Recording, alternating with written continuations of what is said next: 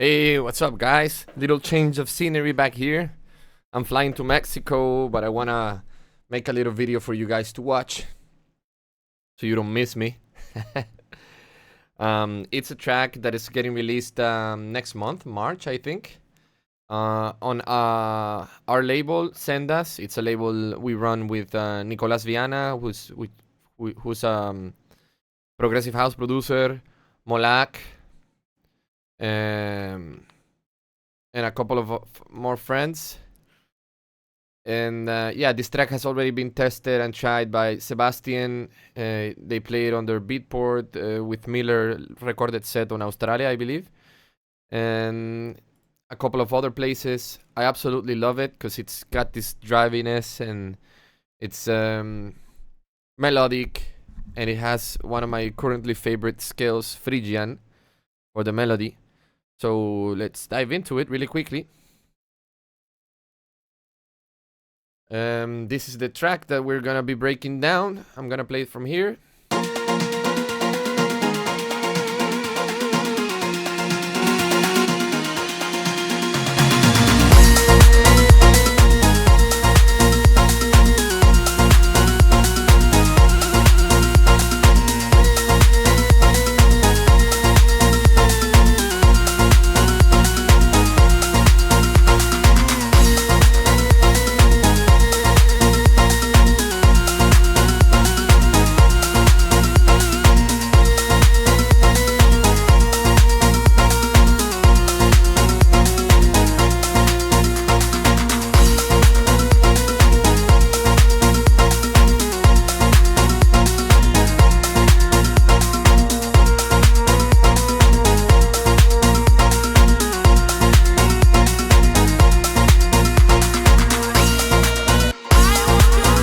There we go. So that's the gist of the track, and I'm gonna break it down to you really quickly. Let's go from the top. Kick I sampled from Adam 10's Spring Girl. It's a very nice kick, and there's a clean moment in the track. It's very easy to sample, and all you have to do is put it in mono, because it would have a little bit of that white noisy thing, which is okay in stereo, honestly, it's fine. Then my bass was from my Moog Sub 37, and I don't think I recorded it pre-effects, so these effects were not applied. That's why I have Decapitator here and a different EQ curve. Sounds like this without the processing. So I just cleaned it up a little bit, and I'm using this sidechain because the project is like 3 or 4 months old. Nowadays I don't really use Ableton's compressor. I use GM's Audio Docker. This is for Ableton, but if you're in Logic or FL Studio, Kickstart I think works fine. And I think Ableton is the only DAW with the problem of letting a little bit of the bass through after every dock. So it's not like a complete cut. That's the problem. It lets a little bit of bass through, and it fucks with your phase of the transient of your kick, and it loses punch and it loses energy, and that's why sometimes kicks will feel like tung tu tung tu tung tung. Like, you don't want that. You want your kick to feel strong every single hit. It is one of the main elements. It is probably the main element of your track. So kick and bass relationship.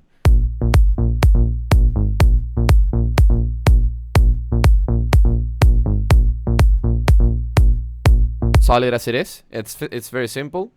It's a simple sound as well. You can make this sound on Diva and whatever. I'm just, I'm browsing for presets on my Moog, or I'm making a sound and I just stumble upon this and I just use it. There's no particular reason, and obviously I spent a lot of money on it, so you're kind of like inclined to use it. Claps. We have a clap from White Square. This is a very White Square inspired track, by the way. And I have Decapitator and Echo Boy on it. This is like 808 snare with some phasing. So without the processing, sounds like this, which is fine, but that's not what I wanted. Then I have a clap here, which was sampled from Michael Jackson, Wannabe Started Something. I found the stems and I just used the clap.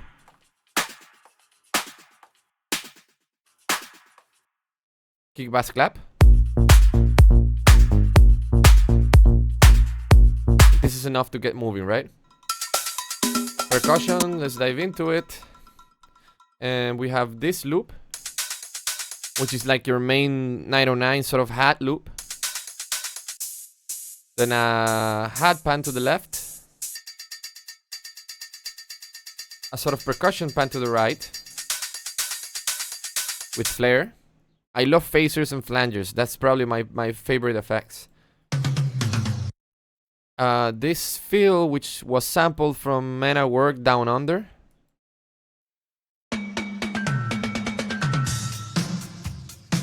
And it has a phaser as well. Very phasey track. This is hats from probably the TR... No, see, this is the TR 707. 727, sorry.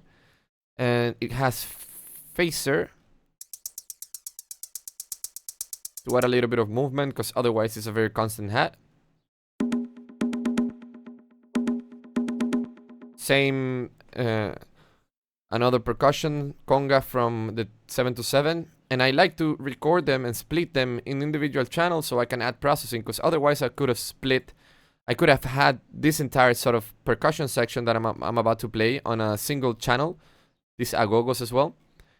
But I wanted multiple different stems so I could process it differently. So this is all done in the TR-727 from Roland Cloud. And it's as easy as just going here on edit and making your own pattern.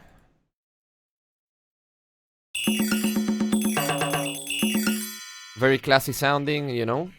I actually wanted to buy the real machine, but I never found it. This bongos, they have no processing. Agogos, they are tuned to the key of the track. And the capitator, echo boy, and some transient shaping, removing a lot of the attack.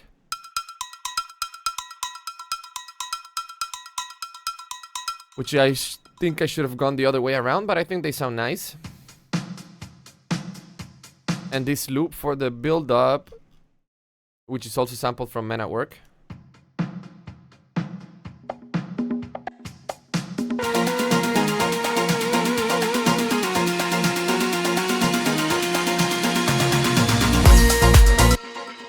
Nice. My drum bus, which is basically my drums and my percussion sent to a bus, gets sent to an SSL compression, some decapitator, some Saturn, some soothe, and some clipping. So compression, I'm getting about 4 dB of gain reduction, I believe, give or take, -3 maybe. A little bit of saturation. I'm adding sort of high-end energy with FabField Saturn.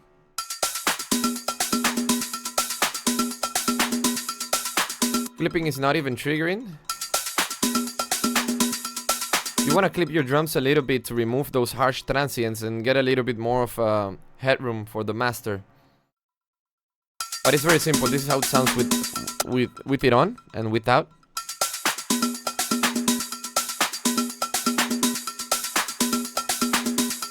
Just a little bit more glued together, more cohesive.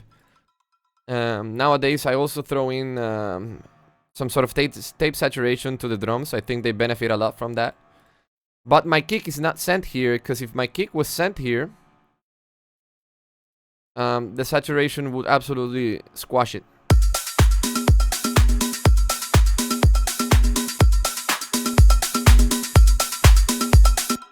So only the drums and nothing with really a lot of low-end frequencies. So we move on to the synths here. The main lead comes from the Sub 37 as well, I believe.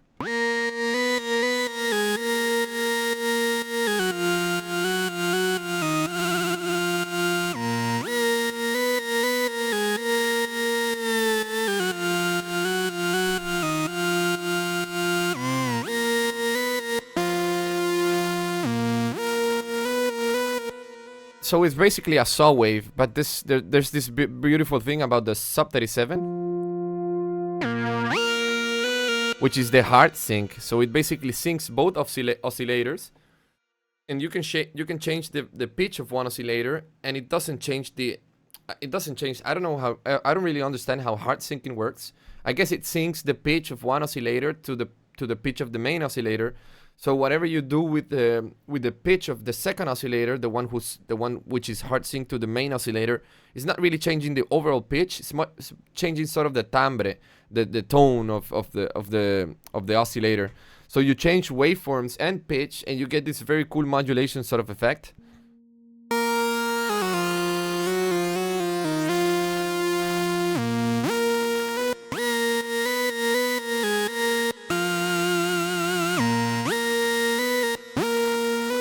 So it changes a lot, so that's why I can get away with such a long line, and that doesn't really change in the melody realm, but it does change a lot in the sound. It gets sent to some Valhalla, some H delay, and some chorus.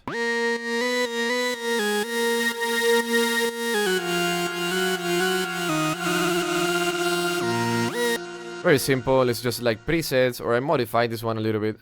This is a default one. I just fucked around with it a little bit. H delay is, you know, your stock sort of ping pong delay and some chorus, nothing crazy. This is also from my Moog, and it's playing the top note of the chords.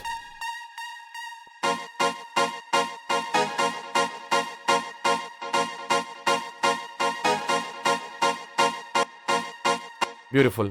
So nothing crazy here. Some panning. And this is panning per gate trigger. So every time the VST gets a gate trigger, it moves around. No gate trigger, no panning.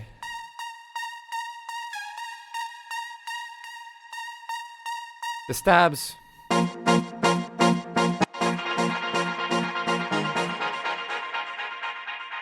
Echo Boy is serving as a build-up effect, and the stabs are basically two samples I found on Splice, and they were basically what started the track.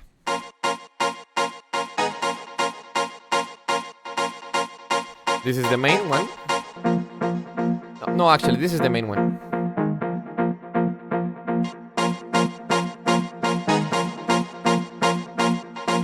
Soothing on this one, and then this one just has some EQ. Beautiful. And for Splice, I mean, I'm not a huge Splice lover, but sometimes I'm stuck in I have no inspiration whatsoever, so I just dive into Splice and see what I can find, right? And I look for the craziest of packs. I'm not really looking for like Afro House packs, because then everyone's making Afro House, so everyone wants to find the best Afro House pack. I look for these sort of crazy packs, like rave, or I don't know, dubsteps sort of stuff, and then you dig into those packs, and you take whatever samples you find in there, and you sort of transform it into a different genre. In this case, it's a very ravey track, so I didn't really like go crazy on the transformation for the samples, but it's how I usually dig for my inspiration. But it's never really Splice. I don't know why I went to Splice to start a track, but I guess I was just bored as shit, I guess. We have this tab for the brass. This is for the break. Sorry, I didn't show you guys the break.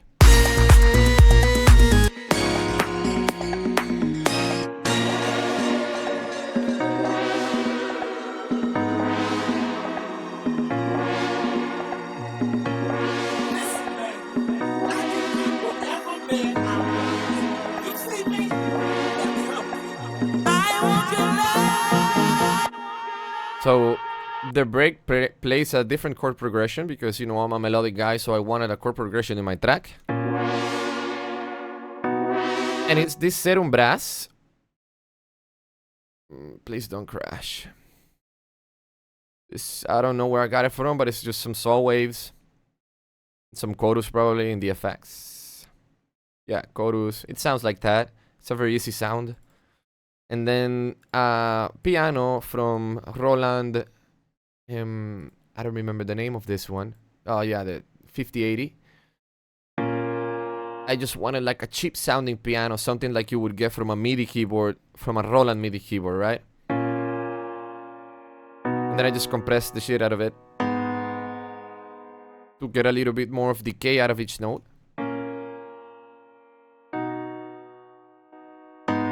And a lot more attack as well. Moving on, we have these rave stabs.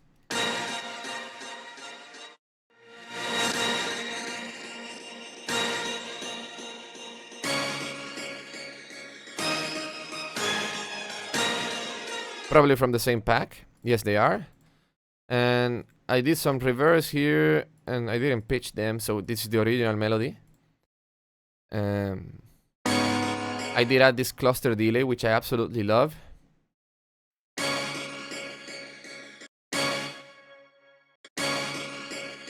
It's got like phasing delay on the left, and then like a regular decaying delay on the right. It's very weird and very cool. Can we analyze it? Yeah, you can see like the taps on the left are way faster, while the taps on the right...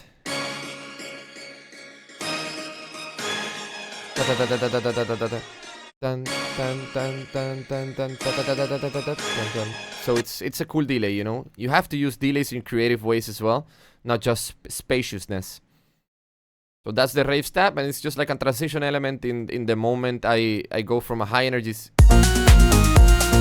to sort of a bridge into my break. Vocals, they come from the same rave pack. And this is the processing on the vocals. Some quarter note or half note delay. Another delay. So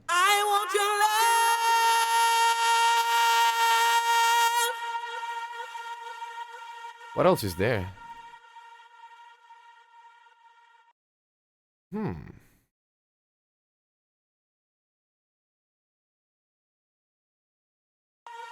Okay, it has a little bit of delay on its own. So with mine,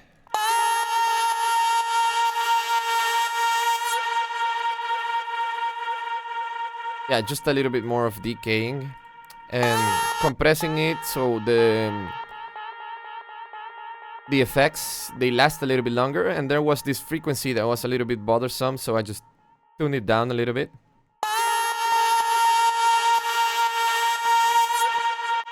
Very simple, and it just repeats, no changes whatsoever. And then this other one for the break. This is a very phasey, weird one, because I went crazy on the stereo for this one. Listen, baby, I can get whatever man I want. So I wanted some like very diva, big woman kind of vocals. So I micro shifted them, but then I pitched it down and messed around with the formats. So without the alter boy, it sounds like this. Listen, baby. Very stereo, but it sounds like a chipmunk, and that's just, I think it's fucking cheap. So I went with like diva, big vocals. Listen, baby, I can get whatever man I want. That's that.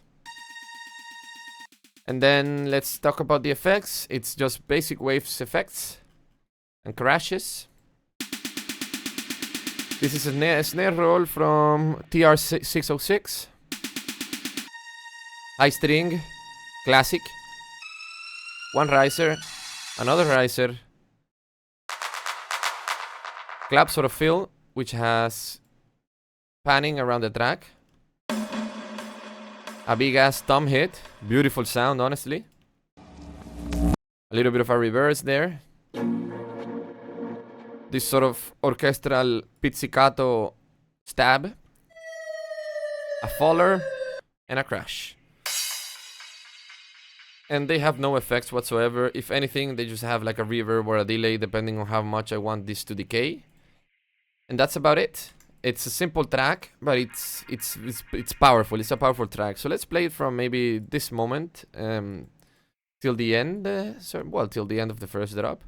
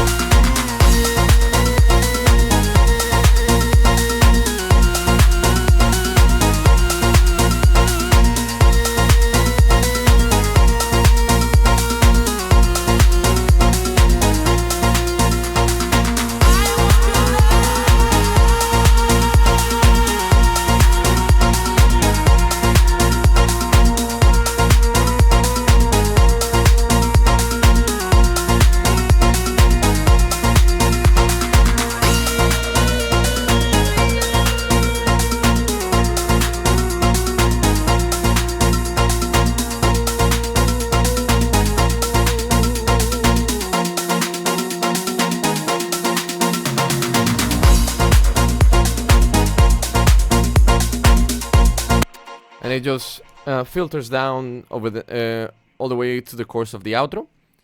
And I want to talk a little bit about the arrangement before I go. And the track, as you can see, it doesn't really change over the course of a whole minute, and which is not usually what I do. I would add maybe more drums in here, rides, etc., to bring up the energy. But because the synth is changing so much, it carries the whole drop. This is a 1 minute sort of line that doesn't change. It's a sort of long melody as well, so you can get away with it. But because I'm modulating the synth so much, it works, right? So everything else is just sort of boosting the appeal of the track by adding like little clap fills, and then the vocal plays here, so you know this is a different section. But simplicity for me was the key in this track. It is sort of a quite big track, but it's because I'm using a bunch of effects here. I could have gotten away with just one crash, right? And then having all of these stems in a single track would have saved me a bunch of channels as well. But you know, honestly, if the track is sounding nice, don't care about how many channels. I hear a lot of people saying like, yo, my projects are huge, etc. If they're huge and they're sounding nice, there's no problem with it. You know, you can have a 200 channel track and it sounds like fucking insane, then congratulations, right? But if you have a 200 channel track and it sounds like a 20 channel track, then you're doing something wrong.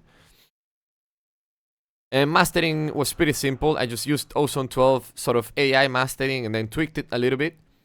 I don't really like this so much. Well, I do like it. It's very good, but it gives me some awkward results. So you know, I tend not to use it that much anymore. Got particle and then just limiting with the fab filter Pro L2. So yeah, guys, that's basically it. So if you like this video, then you know, please subscribe. And I'm gonna be giving away the project file in my Patreon. So if you guys wanna have the project file, go over to my Patreon, support your boy. It's probably the best way to support me. I love teaching. If you don't have the money to support me, then absolutely no problem. But it's you get knowledge, and I survive. So I'll talk to you guys later. Peace out.